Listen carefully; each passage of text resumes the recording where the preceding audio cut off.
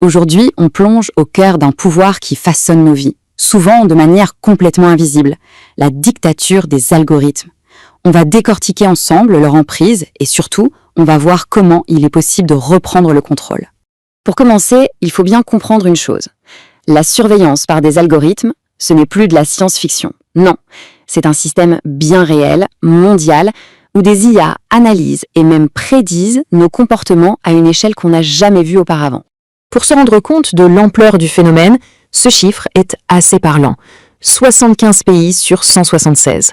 On parle donc de près de la moitié des pays du monde qui utilisent déjà activement ces technologies. Ce n'est pas du tout un phénomène isolé, c'est une vraie réalité planétaire.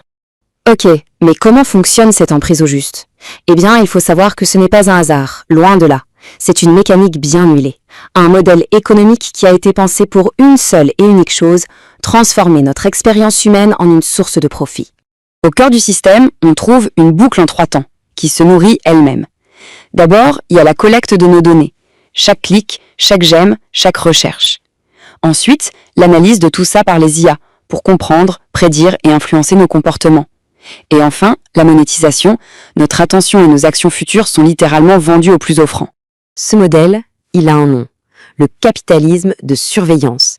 C'est un concept qui a été théorisé par la chercheuse Shoshana Zuboff. Dans ce système, nos vies ne sont plus seulement observées, elles deviennent une matière première, une ressource pour des marchés qui parient sur ce que nous allons faire demain. Et dans ce modèle, la monnaie d'échange, la ressource la plus précieuse, c'est quoi? C'est notre attention.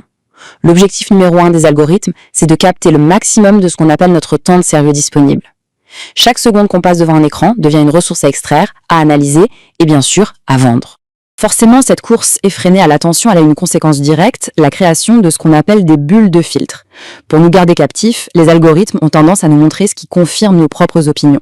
Le résultat, on se retrouve peu à peu isolé des points de vue différents, enfermé dans une réalité qui est certes personnalisée, mais qui est aussi beaucoup plus étroite. Bon, toute cette mécanique n'est évidemment pas sans conséquences. Il est temps maintenant de cartographier un peu ces impacts, qui sont profonds et qui touchent en fait toutes les facettes de notre société. Ce graphique radar, il est assez parlant. Il nous montre l'étendue des dégâts sur 5 domaines essentiels. Et on voit tout de suite que 2 pics se détachent très nettement. L'impact sur la démocratie, notamment à cause de la polarisation, et la menace directe sur notre vie privée avec la surveillance généralisée.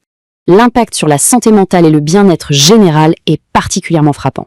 Quand on met les choses en balance, le constat est sans appel, les conséquences négatives l'emportent et de très loin sur les quelques bénéfices potentiels. Et ces impacts, ils ne sont pas du tout abstraits. Prenez cet exemple très concret. Un algorithme de recrutement développé par Amazon a fini par pénaliser systématiquement les CV de femmes. Et pourquoi? Tout simplement parce qu'il avait été entraîné sur les données des 10 années précédentes qui reflétaient un biais humain en faveur des hommes. L'algorithme, lui, il n'a fait qu'apprendre et amplifier une inégalité qui existait déjà. Donc, si on résume, le coût humain de tout ça est multiple. On parle d'une érosion de notre libre arbitre, de la perte de ce qu'on pourrait appeler le droit à l'errance numérique, c'est-à-dire le droit de faire des découvertes par hasard. Mais on parle aussi d'une fragilisation du débat public et d'une menace sur notre capacité à être imprévisible, à surprendre. Face à ce tableau, la question qu'on se pose tous, c'est « est-on condamné à subir? Est-ce que c'est une fatalité ?» Eh bien, la réponse est non. Il existe des voies de résistance. Il est encore temps de reprendre la main. L'idée, ici, ce n'est pas de rejeter la technologie en bloc, c'est plutôt d'affirmer notre humanité. Il s'agit en fait de refuser l'automatisation de nos choix, de nos pensées et de nos vies.